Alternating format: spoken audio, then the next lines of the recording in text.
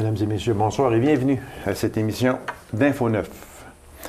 Elle est technicienne ambulancière paramédic et réalisera un rêve d'enfance l'automne prochain, soit un stage humanitaire en Afrique.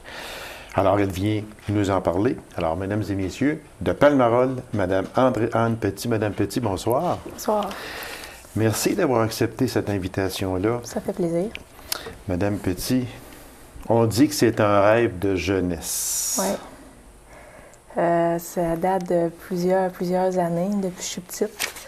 Même mes parents m'en ont parlé. J'étais haute comme 3 pommes. Puis je regardais beaucoup à la télé les reportages. Puis j'avais même dit à mes parents que un jour, j'irais aider les petits noirs en Afrique. Ah oui? C'est même que j'avais dit ça. J'ai décidé de le réaliser avant de décider de partir ma famille. Puis oui, exactement. Oui, parce que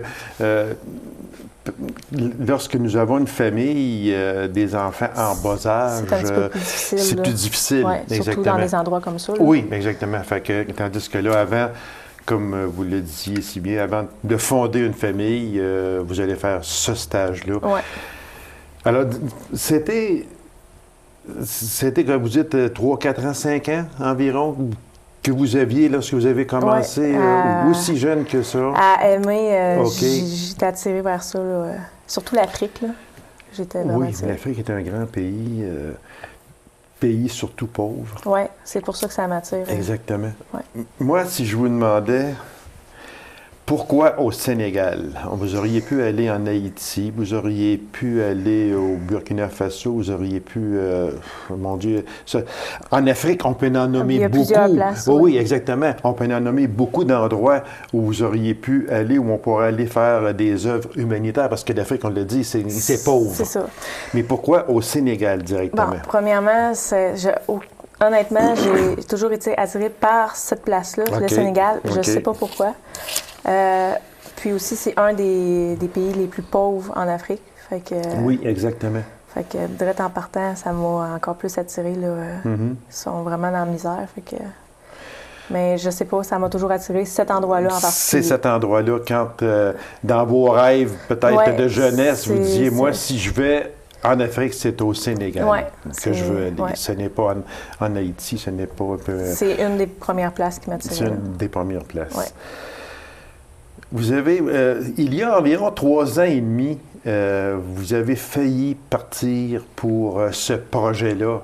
Là, vous le mettez à exécution en 2012, mais qu'est-ce qui vous avait un peu retenu il y a 3 ans, 3 ans et demi? 3 ans et demi, je m'avais fait offrir d'aller aider un monsieur au Sénégal pour les traitements d'eau.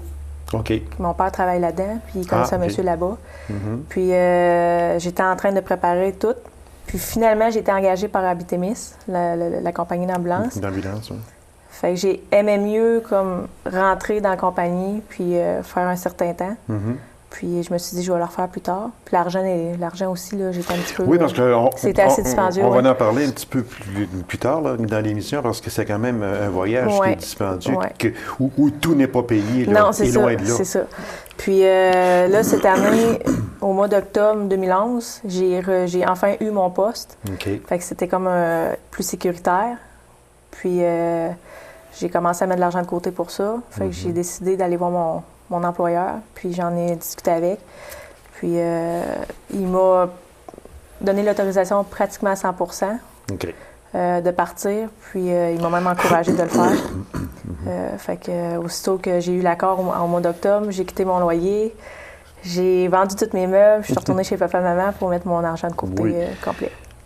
Il faut le faire. Il faut le faire parce que lorsqu'on est habitué à la vie, à être autonome, et là, vous retournez chez papa et maman, je suis certain que vous avez été accueillis à bras ouverts. Ça, c'est certain. Sauf que quand on est habitué à être seul dans ses affaires et qu'on retourne à la maison... On a une certaine mode de vie seul dans notre loyer. Oui, puis qui n'est pas pareil. C'est ça. Fait que puis maman et papa ne veulent pas faire mal, mais ils ont tendance à nous protéger quand on vient à la maison.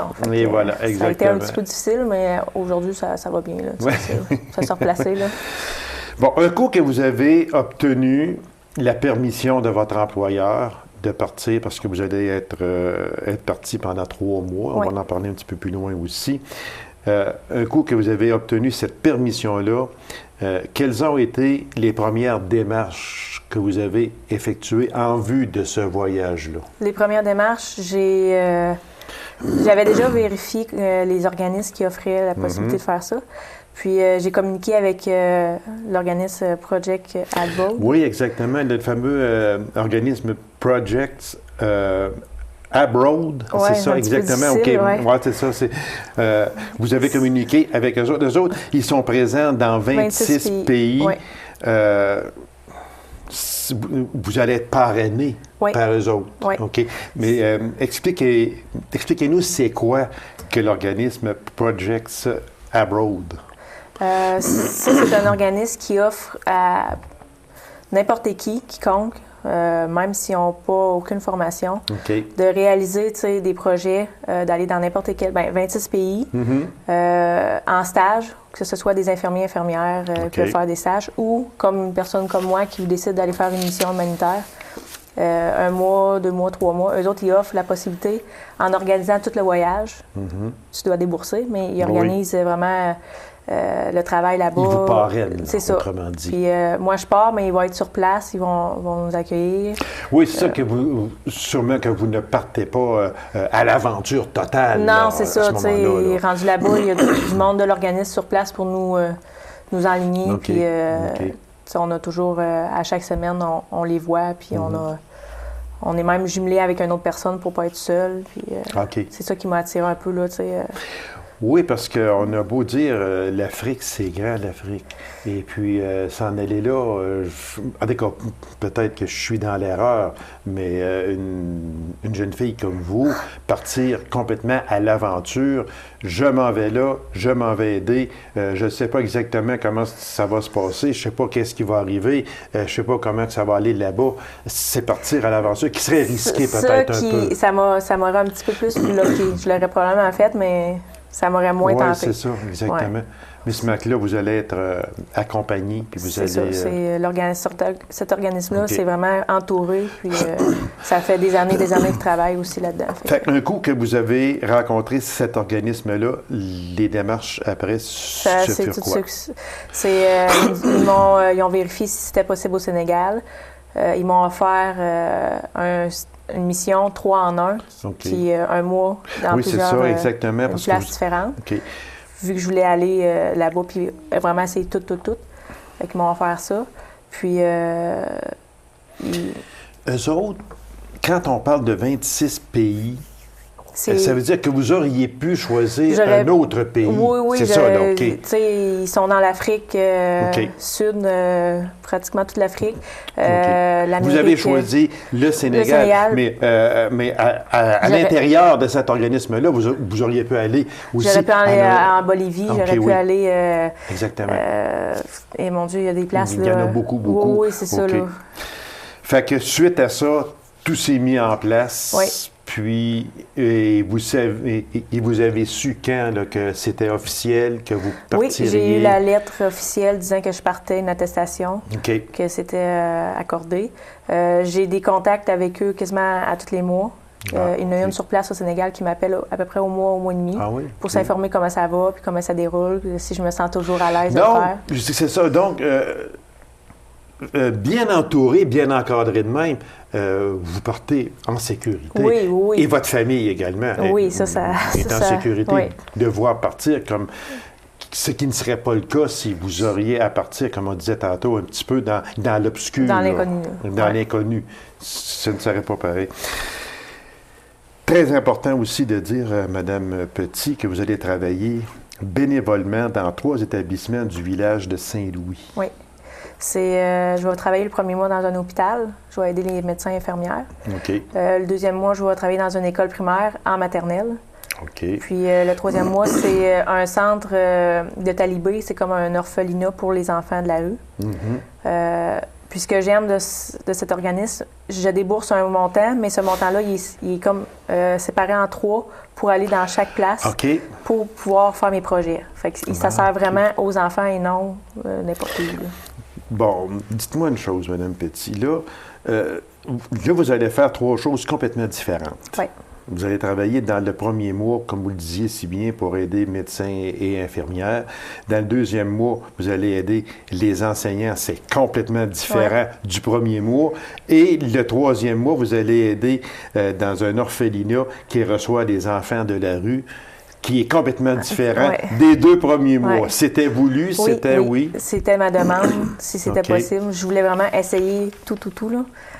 Tant qu'à monter, y aller, puis payer un montant, je voulais vraiment donner comme une partie à chaque... Partie, OK. Est-ce qu'on vous donne le choix? Est-ce que c'est vous qui avez choisi de faire dans 3 mois, 3 choses complètement différentes? Est-ce que c'est vous? Mais non, si vous avez un programme préétabli. Habituellement, c'est une place pour 3 mois, mais moi, j'ai fait la demande, puis ils l'ont accepté tout de suite. Là, ils ont vérifié si c'était possible, puis j'ai eu l'accord pratiquement tout de suite. Là. Fait que ils n'ont pas ostiné, ça leur faisait même plaisir. Il faut juste qu'ils vérifient. Là. Ouais. Fait que c'est vous qui avez demandé de faire 3 choses différentes. Je voulais faire plusieurs choses, puis eux, ils m'ont offert 3 places en 3 mois. C'est dans le même endroit, là. C'est au même village. Là, au même village, oui. OK. Fait que c'est pour ça que peut-être que c'est moins... c'était plus facile à obtenir. Madame Petit, moi, j'aimerais ça vous demander comment on se prépare physiquement, puis mentalement, parce qu'il y a le mental aussi qui va jouer beaucoup dans ça. Je crois que plus le mental que le physique. Là. Que le physique. Hein? Le physique, on s'habitue toujours. Ça va être dur. La chaleur aussi, oui, ça, c'est évident. Mais le mental, la vie, elle va être différente. Je vais voir beaucoup de choses qu'on ne voit pas ici. La misère, je vais travailler dans un hôpital, je vais voir beaucoup de choses. Le mental, je pense que même si j'essaie de me préparer, je ne serai pas prête au complet quand je vais arriver là. Ça va être de m'habituer au fur et à mesure. Parce qu'on ne peut pas peut-être s'imaginer comment ça peut être pauvre. Tant qu'on ne l'a pas vécu, on ne peut pas le savoir. Parce que moi, je reçois M. Saint-Arnaud à quelques occasions ici qui fait des stages. Oui, qui fait un stage, même 2 stages par année, sinon plus. Il s'en va dans des endroits très pauvres. Puis c'est ce qu'il me disait. On ne peut jamais s'imaginer qu'il y a tant de pauvreté dans le monde. Alors, je pense que la pauvreté, ici, dans notre confort habituel, sans parler de luxe, mais dans notre confort habituel, là, vous allez sauter une étape où le mental va jouer beaucoup. Oui, ça va être... Est-ce que vous êtes prête à ça? Je me prépare tranquillement, pas vite. J'ai quand même, avec le travail que je fais, j'ai appris à essayer de me contrôler. C'est sûr que c'est pas pareil, mais je suis quand même une fille forte, fait que d'après moi...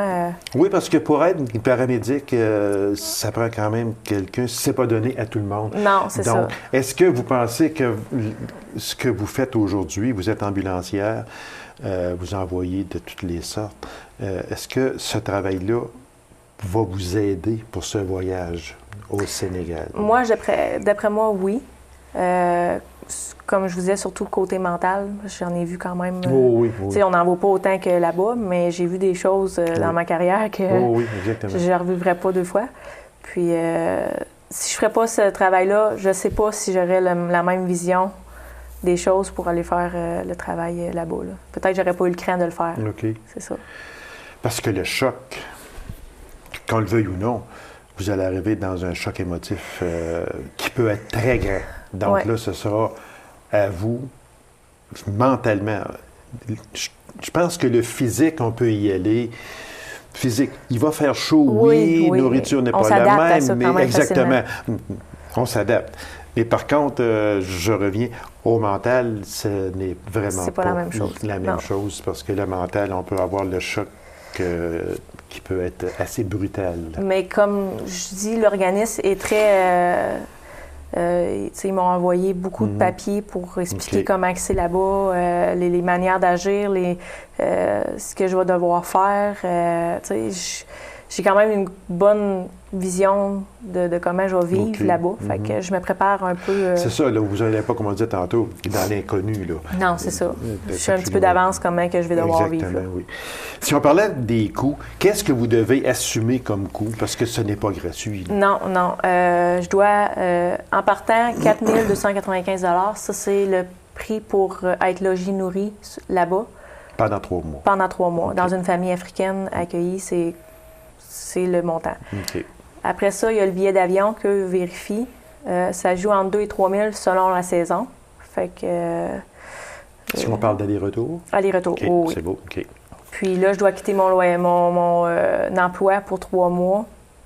Alors, moi, si on met ici, tout ça ensemble. j'ai fait le calcul, c'est environ 10 000 $ que ça me prend pour aller là-bas puis avoir assez d'argent dans mon compte pour le temps que je suis là-bas. Le départ se fera en septembre? Oui, aux alentours du 3. Je vais avoir la date 3 mois avant de partir. Alors, c'est septembre, octobre et novembre. Vous revenez en début décembre. Dirais ça. Oui. Comment vous allez aller chercher ce 10 000 $-là? Est-ce qu'il y a des organismes qui peuvent vous aider ou bien non? ou s'il y en a qui nous écoutent, qui voudraient vous aider, tiens? Oui, je suis en train de faire des demandes de fonds. Présentement, là, je suis en train de chercher des commanditaires pour un spectacle bénéfice qu'on va faire à la maîtresse à la Sarre, qui va se faire le 26 mai. OK. À date, j'ai quand même eu beaucoup d'aide. Mais c'est sûr que 10 000 $, j'en ai mis de côté moi-même, mais on le trouve pas facilement. C'est ça, exactement. C'est sûr que ceux qui veulent m'aider, il y a toujours moyen de m'envoyer ça par la malle. Oui, exactement. Ou de communiquer avec moi. Là. À quel numéro? Est-ce qu'on peut le donner? Oui, je vais donner mon numéro cellulaire. Oui, OK. C'est le 819-301-3037. 3037. Sinon, de l'envoyer à Palmarol, casier 405, GOZ 360. OK. Puis, fait que ceux qui voudraient lui aider, ne vous gênez pas. C'est ça. Tout sera accepté. Madame Petit, merci infiniment. Puis on vous souhaite un bon voyage. Merci beaucoup. Soyez très prudente, oui, surtout. Toujours. Puis peut-être vous lancer une invitation à votre retour de venir nous conter votre voyage de ce stage humanitaire. Parfait, merci. C'est moi qui vous remercie. Alors, mesdames et messieurs, courte pause et on vous revient immédiatement après. Restez avec nous.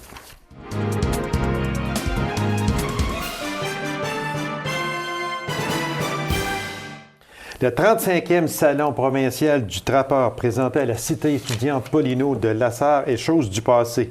Plus de 1000 visiteurs. Vraiment une réussite totale. Alors, pour nous en parler et nous donner également un certain compte-rendu de cette fin de semaine, je reçois le président d'honneur de ce 35e Salon, M. Claude Morin. M. Claude Morin, bonsoir. Bonsoir. Merci d'avoir accepté cette invitation-là. On s'était parlé il y a quelques semaines passées. C'était la grande préparation du 35e salon provincial, qu'il faut dire, salon provincial et non pas seulement régional. On peut dire mission accomplie. Alors, sur toute la ligne. Les commentaires, là, autant du président provincial, M. Gravel, ont été très élogieux. Il a qualifié l'équipe, l'Abitibi-Ouest, de gens chaleureux. Puis, il a mentionné qu'on mettait la barre haute pour le prochain salon provincial à Rivière-du-Loup. Alors, c'est tant mieux. Vous savez, un salon de cette envergure-là, ça prend une équipe. Ah, ça prend une grosse équipe parce Et que... on peut dire qu'on l'avait, l'équipe. On avait des gens à chaque tâche.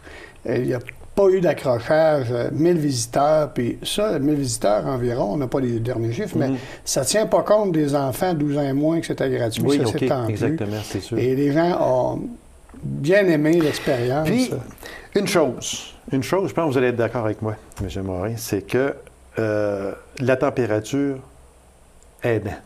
Tout y était. Parce que s'il avait fait 25 degrés Celsius, beau soleil, je ne suis pas sûr que les gens se seraient enfermés à la Cité étudiante Paulino pour aller voir de l'écorchage, pour aller goûter à du lynx, pour tout ce qui s'est passé. Je ne suis pas certain. Mais température d'environ 0, -2, -3, pas de soleil, gros vent du nord. Je pense que ça vous a aidé aussi. D'ailleurs, lors du banquet du samedi soir, qui est une réussite vendue à capacité 150 personnes, un petit peu plus, je veux dire, lors du mot d'honneur du président d'honneur, le président m'a mentionné l'accueil chaleureux. Je mentionnais qu'on a tellement été chaleureux que pour une rare fois, en plusieurs décennies, on a même fait disparaître la neige pour accueillir le Québec. Alors, vous comprendrez que ça l'a fait sourire. Ça nous a pris des chaufferettes, mais c'est pas rien, on a réussi quand même. Monsieur Morin, il y avait dans ça aussi, il y avait plusieurs représentants de la FTGQ qui n'étaient jamais venus en Abitibi. Absolument. C'est un événement qui a des retombées... je dirais, touristiques importantes. Ah oui, d'ailleurs, sûr, M. Carrier, le président de l'Association touristique régionale, qui était présent, m'en faisait part et disait, écoute, ça a des retombées importantes. Il y a plusieurs personnes qui nous ont mentionné, on n'était jamais venus en Abitibi-Témiscamingue. Alors, c'est une belle occasion pour revenir avec leur famille l'été prochain. Oui, exactement, c'est ça. Alors, on ne peut pas quantifier ou qualifier ce que ça représente, mais ça a des retombées importantes. Sauf que les retombées sont là, les retombées économiques, oui, touristiques aussi, comme vous en avez parlé, puis je suis certain qu'il y aura des suites à ça, comme vous l'avez si bien dit, qu'on ne pourra pas quantifier jamais, sauf que on va le voir avec le tourisme. Absolument. À ce moment-là. Mais ça fut quand même quelque chose de très, très, très bien. Puis j'étais là aussi en fin de semaine. Puis j'ai Vous avez eu sûrement l'occasion d'aller déguster assez. Ah, je savais qu'il était pour m'en parler. Déguster les viandes sauvages. Je savais. D'ailleurs, on en a manqué. Je l'avais ici. J'avais mis un petit astérix ici parce que j'aimerais qu'on en parle, M. Morin. Il y avait une dégustation d'ours, de castor et de lynx. Absolument. Moi, j'adore la viande sauvage, mais il faut s'entendre. La viande sauvage, lièvre, perdrix, orignal, chevreuil, pas de problème. J'adore ça. Mais quand on est rendu au lynx, qu'on est rendu au castor, puis qu'on est rendu à M. l'ours, là, j'étais hésitant. Puis Claude était pas loin de moi, justement. Puis il me surveillait à savoir, j'espère qu'il va aller y goûter. Mais effectivement, et je me mets dans la peau du simple commun des mortels, là, ça valait la peine. C'est excellent. D'ailleurs, le cuisinier, M. Brouillard... Parce qu'il y a une question d'apprêter cette viande-là. Là. On a mis ça dans les mains d'un chef qui est reconnu, qui fait les soupers gastronomiques, entre autres à Macamic. Alors, les gens, on en a manqué. C'est pas compliqué. Les gens aiment voir ce qu'on peut. Mais on avait quand même fait préparer des quantités assez importantes, mais on était agréablement surpris de l'engouement, puis les gens trouvaient ça bon. On trouvait ça apprécié. Parce que moi, j'étais réticent. Je l'ai dit ouvertement. Moi, quand c'est noir, puis quand c'est blanc, c'est blanc. J'étais réticent. Puis Claude le savait aussi, on en avait parlé. Puis, l'ours était très bien apprêté. Ça a un petit peu le goût du foie ou de l'orignal aussi, peut-être un petit peu. Ouais. Le lynx, viande blanche. Oui, un petit léger goût de lièvre aussi. Qui se rapproche du lièvre, qui se rapproche de la perdrix aussi, du poulet un peu. Et le plus réticent que j'étais, c'est M. Castor. Ah, le castor, oui. Monsieur Castor, une sauce à spaghetti bien apprêtée. Il était fait sous forme de sauce à spaghetti. Je vous jure que c'était extraordinaire. Réellement, en tout cas, ceux qui ont passé à côté des gros fourneaux puis qui n'ont pas arrêté, vous avez manqué quelque chose. Bien, vous savez, les gens qui ont le goût de déguster des viandes comme ça, qui connaissent un trappeur, ils peuvent toujours s'en faire donner à l'occasion, là. Quand ça se présente, souvent, les gens nous en demandent est-ce que vous avez une pièce de lynx ou Mais c'est parce que pièce d'ours? Je pense, si vous allez en convenir avec moi, je pense que comment apprêter cette viande-là fait toute la différence. Puis, il y a des recettes, il existe des recettes. Si on fait un petit peu de recherche sur Internet, on découvre des recettes. Sûrement. Mais, je vais vous dire, on est très heureux du salon, surtout... Moi, c'est l'équipe de bénévoles qui entourait ça. Les gens nous ont mentionné à plusieurs reprises comment l'équipe de bénévoles était prête à aider. On était en mode solution. Vous savez, dans une organisation d'un salon comme ça, il arrive toujours des petites choses durant l'événement se déroule. Mais tout le monde était là pour trouver des solutions, petits pépins. Il arrivait un petit quelque chose, le mode solution était là et on trouvait la solution, puis on continuait. Absolument. Puis, on va vous dire, la décoration de la salle pour le banquet était superbe. Les exposants, ils ont trouvé leur compte. Ils se sont dit, en Abitibi-Témiscamingue, allez là. Mais au contraire, vingtaine d'exposants qui ont manqué, dans certains cas, d'équipement que les gens voulaient se procurer pour le piégeage. Et, non. Puis, au niveau de l'écorchage, cette année, on avait fait une petite nouveauté, c'est qu'on n'avait pas mis des câbles qui entouraient les tables d'écorchage. On a permis aux gens de s'approcher, jaser avec les trappeurs, se faire expliquer comment que ça se passait. Alors, ça a eu un grand succès. Ça m'a vraiment impressionné. J'ai vu un loup, plumer un loup. J'ai trouvé ça vraiment, mais c'est là qu'on se rend compte, M. Morin, et vous êtes trappeur vous-même, c'est là qu'on se rend compte que ce n'est pas donné à tout le monde. Non, c'est pas donné à tout le monde, mais on voyait une petite anecdote au salon. Un jeune homme d'une douzaine d'années qui expliquait à un trappeur qui était à écorcher un castor, que ça avait pris 4 heures pour écorcher son castor, son premier castor. Alors, le trappeur en question, il dit « Reste près de moi, je vais t'expliquer, la prochaine fois, ça va te prendre juste 1 heure. » Et là, les jeunes, ça développe l'intérêt pour le goût, pour créer la relève. C'est important. Ben oui. Puis moi, une chose, M. Morin, aussi là-dedans, c'est que je ne pensais jamais, honnêtement, qu'il y avait autant de trappeurs chez nous. Absolument. Il y a environ 900 trappeurs en région, donc 400, je ne pensais pas la moitié membres de la Fédération. Ben oui, j'ai vu des gens là, que je connaissais, que je ne savais même pas qui étaient trappeurs. Oui, et depuis des années, même des décennies. C'est un beau hobby. C'est un très beau hobby. Puis on parle aussi que la pratique de la trappe génère des retombées de 800 millions par année au Canada. Absolument. C'est beaucoup. Environ 80 millions juste au Québec. Mais vous savez, c'est l'achat de VTT, d'autoneige, c'est la confection des manteaux, les maisons qui font le tannage des fourrures. Exemple, fourrure grenier à Barrault, ils font la conception de bottes, ce genre de choses, de la fourrure. Oui, exactement. En tout cas, c'était vraiment une belle fin de semaine. Moi, je tiens à féliciter vraiment toute l'équipe, M. Morin.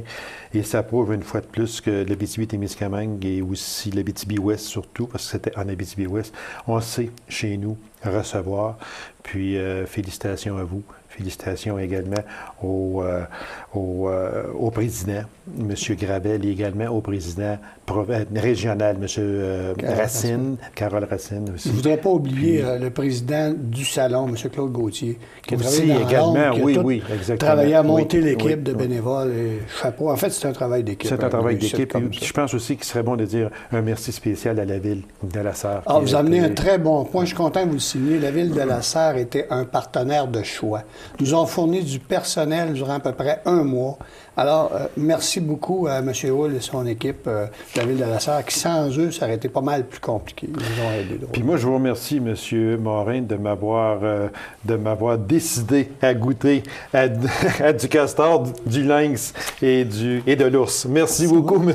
Morin. C'est moi à un prochain salon. Un prochain, merci. C'est moi qui vous remercie. Alors, mesdames et messieurs, merci d'avoir été là. On se donne rendez-vous à une prochaine émission d'Info 9. Au revoir.